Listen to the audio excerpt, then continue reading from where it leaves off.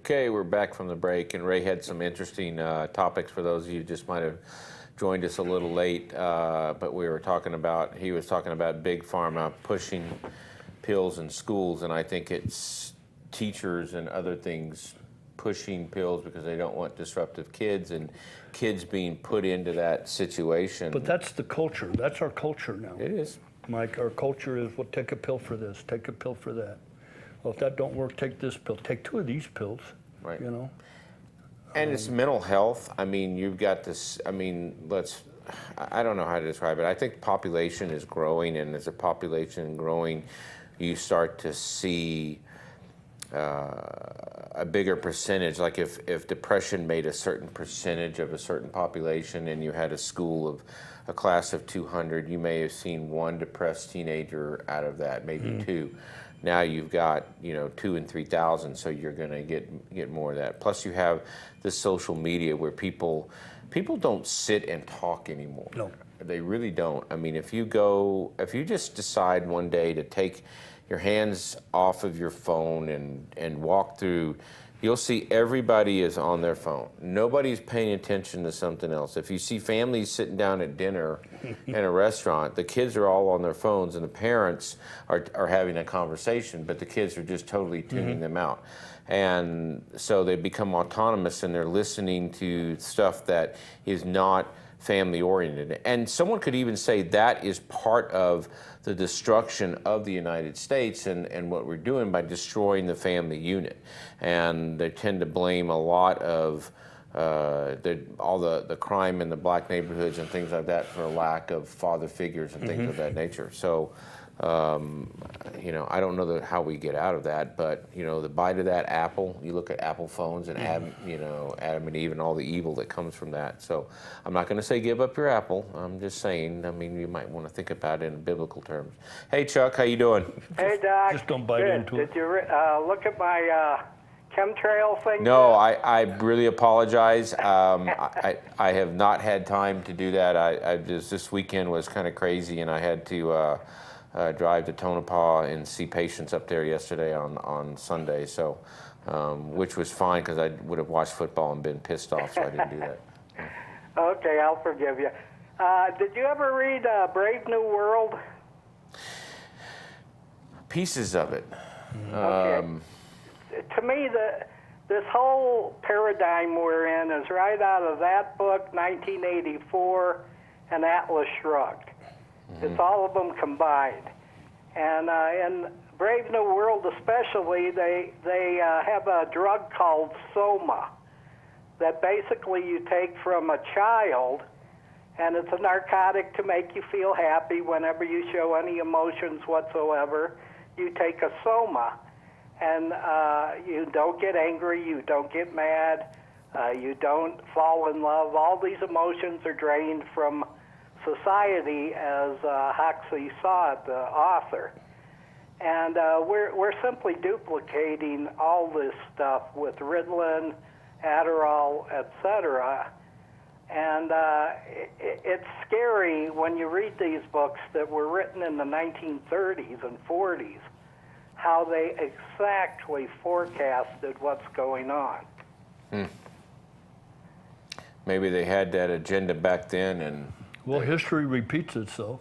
yeah. So. Yeah, and the thing that really gets me, I've done a lot of studying on this ADHD and giving kids meth, basically, is what it is. And all of it's in conjunction with each other. And when you look at our diets, back in '65, when Eisenhower had a heart attack, the medical world said it's because of sugar. Or no, excuse me.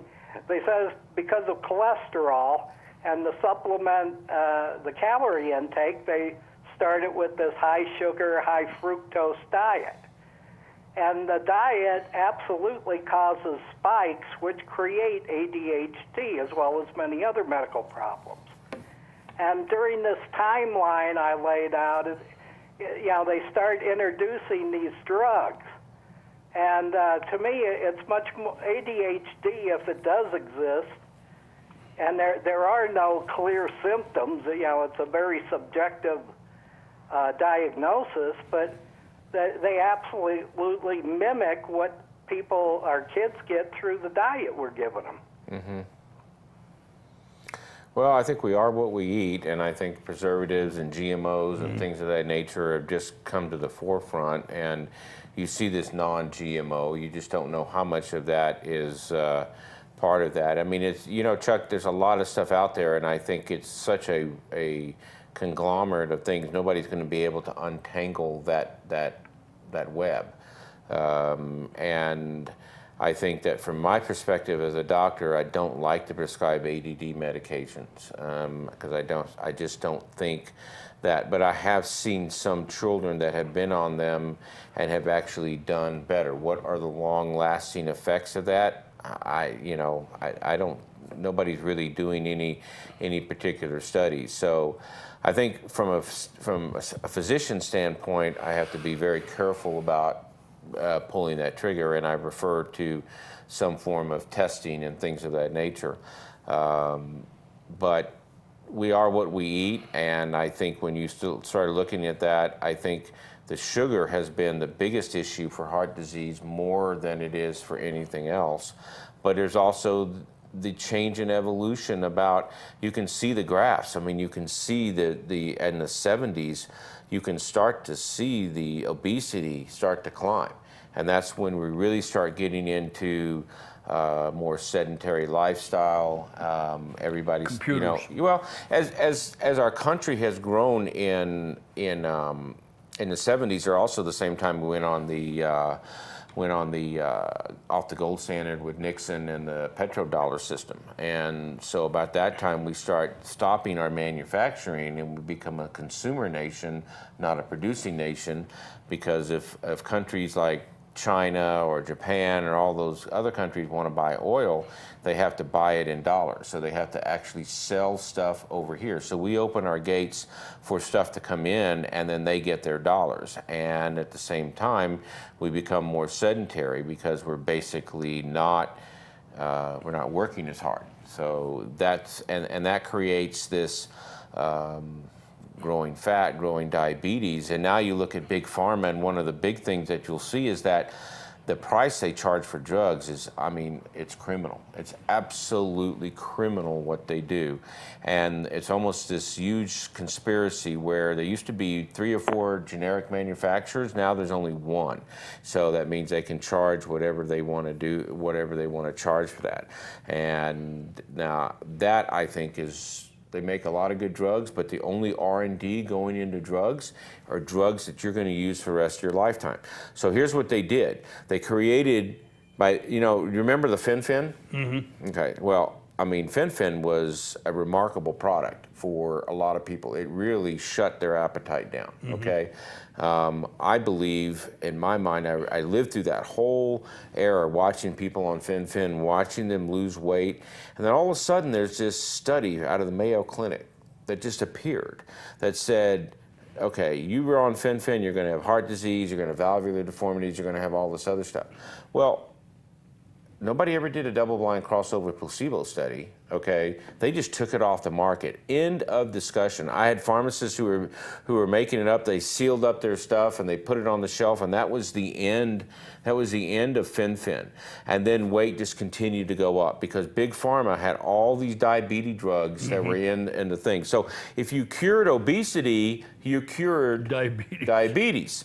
And so now, to me, that was a huge conspiracy, okay? Because people had valvular abnormalities. I may not hear it on your exam, but if I put a Doppler on you, I'm going to see some flow abnormalities. So how did Fen-Phen do all of those changes to hearts in a very short period of time? And I think that was one of the biggest conspiracies, and the FDA took it off the market, and that was the end of it. So who got paid off on that one? So Amy's on the phone. Good evening. Hi, good evening. While we're on the topic of weight control or losing weight, why is it that men have a tendency to be able to lose that front belly fat much quicker than women? Well, it's a very good question, and it's really simple because men make testosterone, and testosterone turns over fat very rapidly. That's why we die a lot younger than than females do. That's why we have all the heart disease. And estrogen, which is obviously a female hormone, causes lazy fat. It causes fat to be stuck to your body.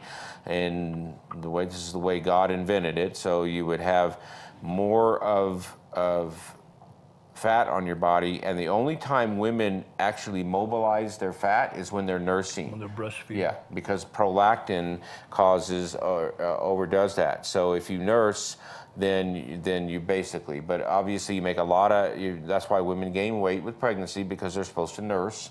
But now we have Similac and all the other stuff, so a lot of women will put that weight on, and estrogen keeps that weight on. So how do you do that? You have to be very, very careful about fat if you're a female, because fat goes to fat, carbohydrates go to fat. So you have to be very careful about the carbohydrates and the actual fat content that you take in. So I could buy a breast pump and lose weight. Yes, you could. and that's very true. You do not have to be pregnant. There is a direct connection between nipple stimulation through a Gumco or anything like that to produce breast milk. And but obviously you're going to be stuck to that pump, because once you start making breast milk, if you stop, it becomes very tender. It looks like a lady trying to get off of that. So anyway, well, I don't think I'll try it. I was just joking. Well, you could, but I mean, that's what it is. But we got to go to break, and when we come back, if you're still on the phone, great. We'll take you another question. So we'll be right back. Thank you.